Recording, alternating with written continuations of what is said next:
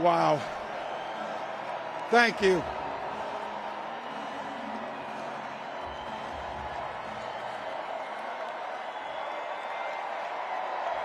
Thank you.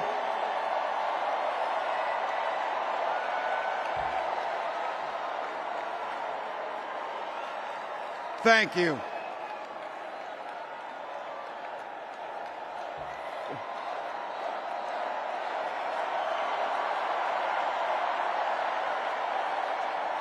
Wow. Well, thank you. Thank you, first of all, to Vice President Harris. Thanks for putting your trust in me and for inviting me to be part of this incredible campaign. And a thank you to President Joe Biden for 4 years of strong, historic leadership.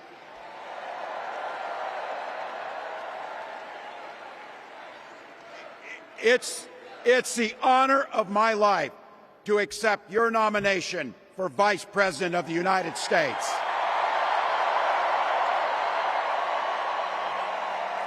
We're all here tonight for one beautiful, simple reason.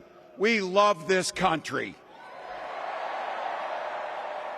So thank you to all of you here in Chicago and all of you watching at home tonight. Thank you for your passion. Thank you for your determination. And most of all, thank you for bringing the joy to this fight.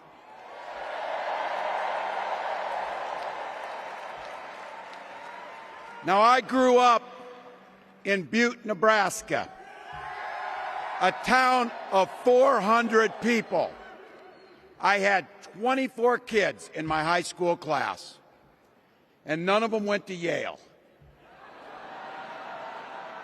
But I'll tell you what, growing up in a small town like that, you learn how to take care of each other.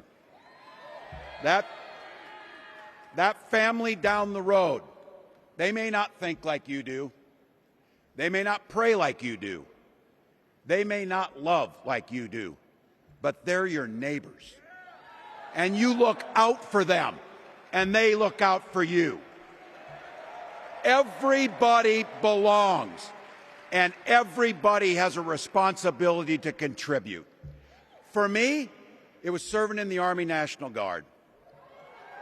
I joined up 2 days after my 17th birthday, and I proudly wore our nation's uniform for 24 years.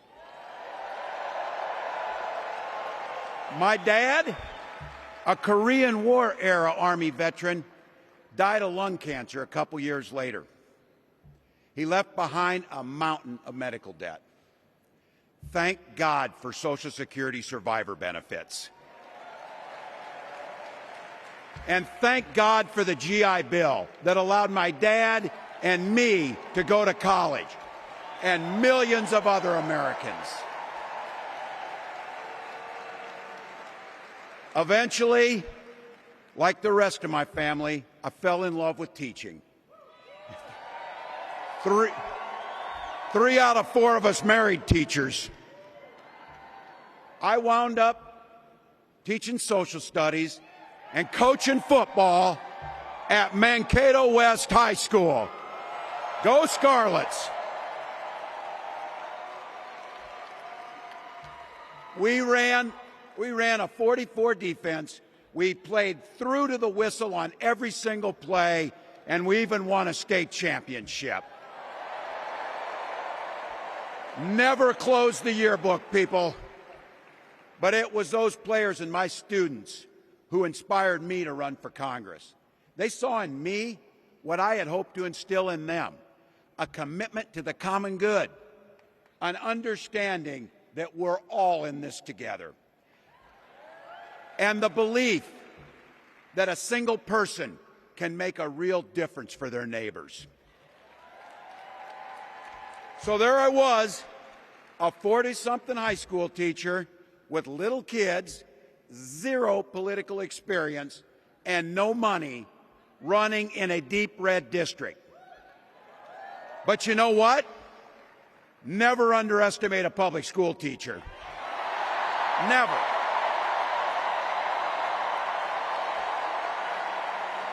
I represented my neighbors in Congress for 12 years, and I learned an awful lot. I learned how to work across the aisle on issues like growing the rural economies and taking care of veterans. And I learned how to compromise without compromising my values. Then I came back to serve as governor, and we got right to work making a difference in our neighbors' lives. We cut taxes for the middle class. We passed paid family and medical leave. We invested in fighting crime and affordable housing. We cut the cost of prescription drugs and helped people escape the kind of medical debt that nearly sank my family. And we made sure that every kid in our state gets breakfast and lunch every day. So while other states were banning books from their schools, we were banishing hunger from ours.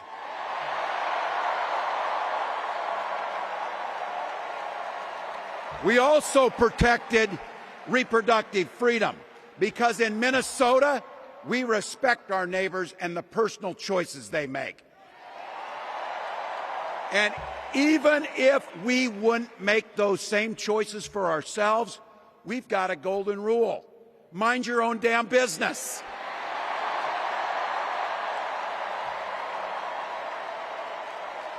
And that includes IVF and fertility treatments. And this is personal for Gwen and I. If you've never experienced the hell that is infertility, I guarantee you, you know somebody who has. And I can remember praying each night for a phone call. The pit in your stomach when the phone would ring, and the absolute agony when we heard the treatments hadn't worked. It took Gwen and I years, but we had access to fertility treatments. And when our daughter was born, we named her Hope. Hope, Gus, and Gwen, you are my entire world, and I love you.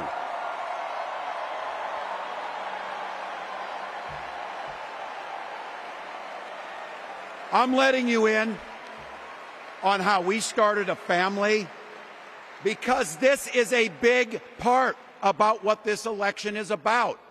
Freedom. When Republicans use the word freedom, they mean that the government should be free to invade your doctor's office. Corporations free to pollute your air and water. And banks free to take advantage of customers. But when we Democrats talk about freedom, we mean the freedom to make a better life for yourself and the people that you love. Freedom to make your own health care decisions. And yeah, your kids' freedom to go to school without worrying about being shot dead in the hall. Look, I know guns. I'm a veteran. I'm a hunter. And I was a better shot than most Republicans in Congress, and I got the trophies to prove it. But I'm also a dad. I believe in the Second Amendment, but I also believe our first responsibility is to keep our kids safe.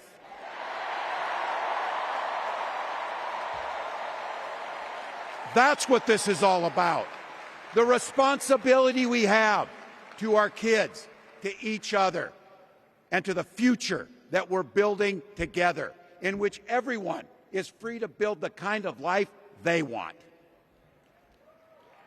But not everyone has that same sense of responsibility. Some folks just don't understand what it takes to be a good neighbor. Take Donald Trump and J.D. Vance.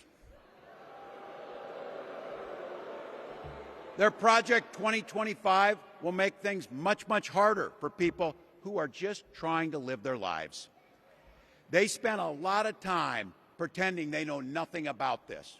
But look, I coached high school football long enough to know, and trust me on this, when somebody takes the time to draw up a playbook, they're going to use it. And we know if these guys get back in the White House, they'll start jacking up the costs on the middle class. They'll repeal the Affordable Care Act. They'll gut Social Security and Medicare.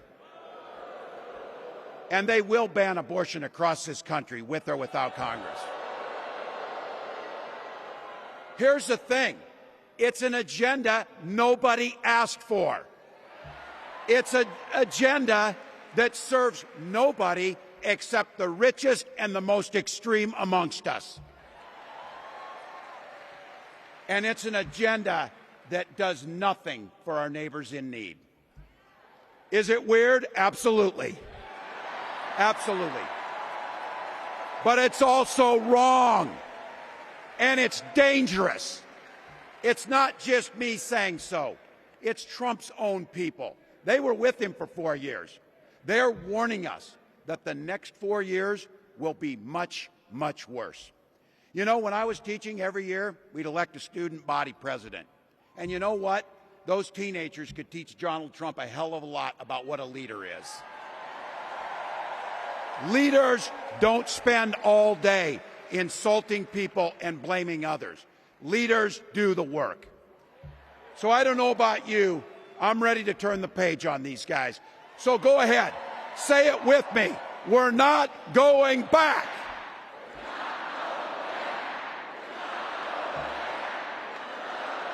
We've got something better to offer the American people.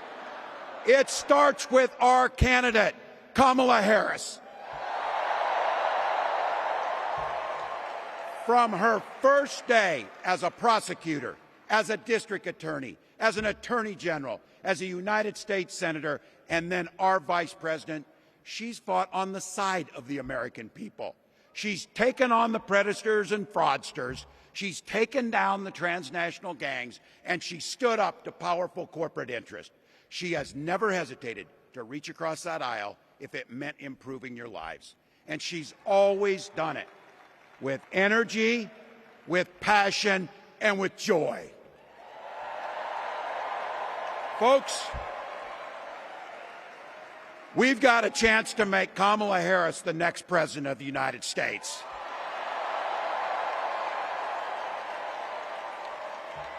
But I think we owe it to the American people to tell them exactly what she'd do as president before we ask them for their votes.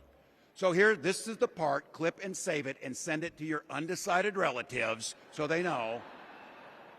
If you're a middle-class family or a family trying to get into the middle class, Kamala Harris is going to cut your taxes.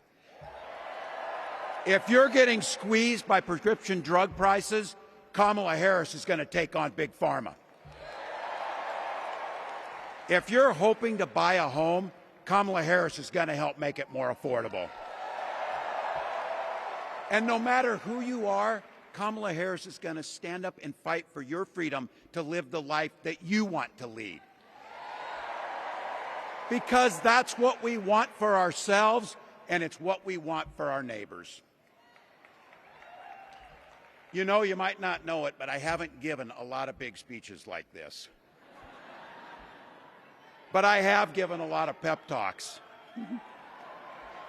So let me finish with this, team. It's the fourth quarter. We're down a field goal, but we're on offense and we've got the ball. We're driving down the field. And boy, do we have the right team. Kamala Harris is tough. Kamala Harris is experienced, and Kamala Harris is ready. Our job for everyone watching is to get in the trenches and do the blocking and tackling. 1 inch at a time, 1 yard at a time, 1 phone call at a time, 1 door knock at a time, 1 $5 donation at a time. Look, we got 76 days. That's nothing. There'll be time to sleep when you're dead. We're going to leave it on the field. That's how we'll keep moving forward. That's how we'll turn the page on Donald Trump. That's how we'll build a country where workers come first. Health care and housing are human rights. And the government stays the hell out of your bedroom.